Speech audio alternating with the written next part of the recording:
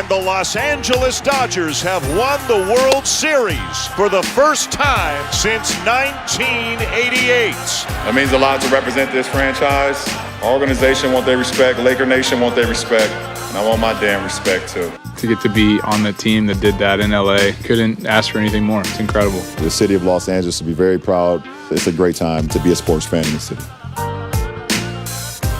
Huge congrats to the LA Dodgers. Ryan Clark here with us now. And guys, it has been a roller coaster year for LA sports fans, and I would like to believe that there is an angel, Kobe Bryant, watching over this town right now as they just delivered 2 chips within 16 days apart. Max, what does this year mean for LA sports, if you can put it into some sort of context? I spent half a dozen years in LA after, and this is the fruits of what was happening back then. First of all, I successfully reverse jinxed the Lakers, which was my plan all along. Okay. You're welcome, LA. Set by picking the Clippers. You see what I did there? Yeah. But the main thing that happened in LA is they got rid of the rotten owners and they brought in good ones. Like, recall what it was going back 10 years where Donald Sterling owned the Clippers. And I know the Clippers didn't win, but, like, look at the position they're in. When McCourt owned the Dodgers, right? When, after the late, great Dr. Jerry Buss, the greatest owner in the history of American professional team sports, by such a margin it's embarrassing, passed away, his family, as his children, ran the team as he wanted, right? And Jim Buss was running the Lakers, and he wasn't doing a good enough job. And Jeannie finally replaced him, probably kept him on a year longer than she ought to have. But it was her brother, and it was her father's, you know, one of his, if not dying wishes, a wish that he wanted to outlast him. And she replaced him, and since then, that was 3 years ago. 3 years later, with Jeannie really calling the shots more fully, they win the championship. They have organizations in LA now from the top on down that are outstanding. By the way, the Rams look like, if not Super Bowl contenders at the moment, certainly a team on the outskirts, right on the outskirts of that conversation and making moves. The Chargers have a good young quarterback, but it starts at the top of all of these organizations, and we're seeing it bear fruit now. It's a phenomenal thing that's happened in Los Angeles, and for me to start out the year losing my man and somebody we all knew and loved, and Kobe Bryant, to be to this point, it's been nothing short of surreal. You've got a situation where an incredible and a tremendous loss devastated the city and the basketball world, and then all of a sudden, you know, the Los Angeles Lakers win the championship after the COVID-19 pandemic ravages the world. And on top of that, Jeannie Buss, the first female, ultimately ends up pulling it off and delivering a championship to the NBA. We can't forget that, and a phenomenal job she's done. Rob Pelinka has done, Magic Johnson and the Los Angeles Lakers, and we'll always mention him because that's where it all started. And so you got that going on. And then for the Dodgers to win it, and then the Rams to be in the situation that they're in, where they could potentially win a Super Bowl title this year, even though I don't think that will happen. They're in the mix. They're alive, as Max would say. All of those things you know, just it resonates. I will tell you that as a guy covering sports for the last quarter century, and particularly the NBA for nearly that long, it's just a special thing. It's a special feeling when the Lakers are champions and the Lakers are relevant. It just feels right. As somebody who's going to be spending a lot more time in Los Angeles, because I got a lot of things going on, just being out there, I got to tell you, there's a different buzz. It's as great as that city is, and you know it better than me, both of you, because you actually lived out there. The bottom line is, as great as that city is, the kind of buzz that it has, you know, the palm trees, the sunshine, and all of that stuff is nice. But when the Lakers win, when the Lakers are relevant, it's just a better place to be. I don't know. You got to be there to understand what I'm saying. I have an answer for why, but I want to hear from Ryan. It's just special. I have an answer for why, having lived there. Go ahead, Ryan. Yeah, well, I mean, you know, you guys have been around me a lot, and y'all both know that I was not a Laker fan, but I'm the biggest Kobe fan that I know personally. You know, and it seems like, obviously, if you have loved the Lakers the way that people in LA do, that you are obviously a Kobe fan. I think he's the greatest Laker of all time. And so to feel that loss and to internalize that loss as losing a family member, as I'm sure many of them did, I think these wins mean more to LA than they would mean to anybody else. I know as I watch it, the only thing that I continue to think about is every time Anthony Davis did something good, they spoke about Kobe Bryant. When you show the Mamba uniforms, it was about Kobe Bryant. LeBron James and his tribute to Kobe Bryant afterwards. Even the LA Dodgers showing so many times Kobe Bryant being on the first row supporting their team. And so I think that's been something that's galvanized the city of Los Angeles, but also the sports teams of Los Angeles. And I'm going to say something that's away from just focusing on these teams.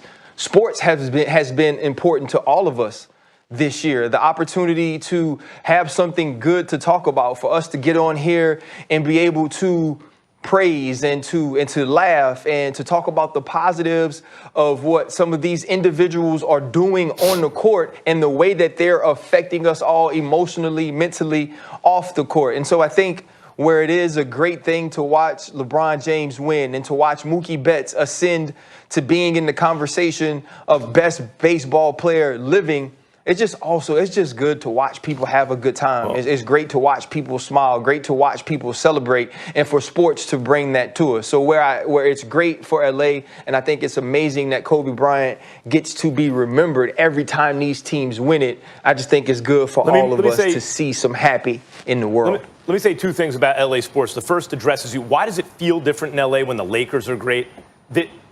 LA is really a series of hardly connected suburbs, really. There's no great, infrastructure in terms of public transportation or anything like that. And while it's an extremely diverse city, it's not extremely integrated. You can even take your kids to the park and you see all ethnic groups represented, but there are many, oftentimes I notice, in their own little, cliques, as opposed to New York, which is more of a melting pot, right? But you know what makes LA a city, in my view, really? More than anything else, it's the Lakers, it's the Dodgers. That's the one place where everyone from all over town gets together in the same physical space with a common interest and are rooting for the same thing. And so sports makes LA a city more than anything else. That's one in terms of inside LA. In terms of outside LA, what LA sports means, you know what the number one export, American export really is? It's our culture. We export our culture all throughout the world, and we do it through LA, through Hollywood, through that industry.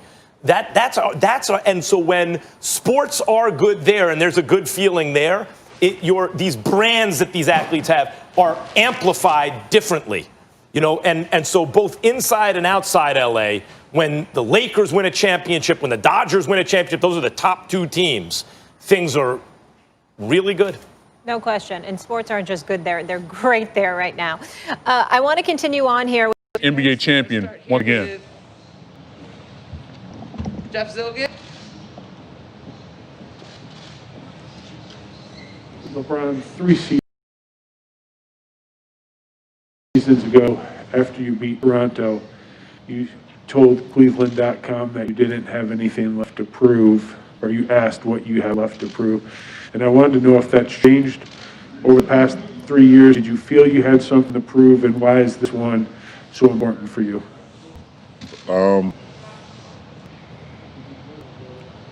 I think, personally, thinking I had something to prove fuels me and fueled me over these last year and a half since my injury. It fueled me because no matter what I've done in my career to this point, there's still a little rumblings of doubt or, comparing me to, the history of the game and has he done this, has he done that? Having that in my head, having it in my mind, saying to myself, why not still have something to prove? I think it fuels me. All right, Dave McMenamin.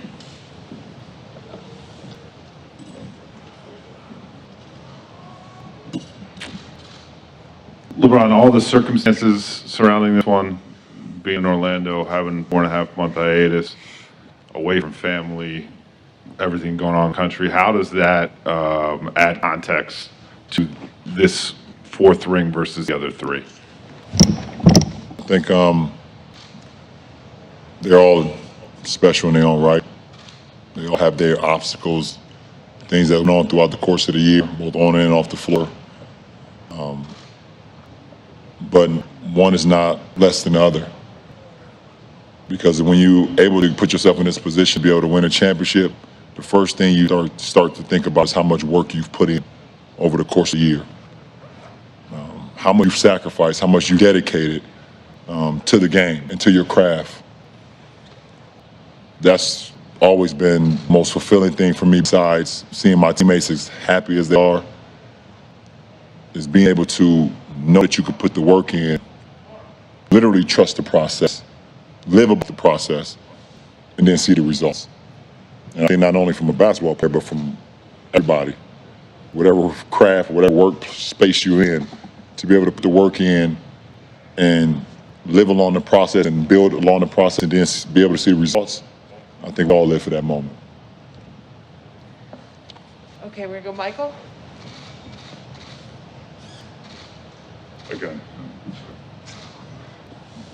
It's gonna be everybody tonight.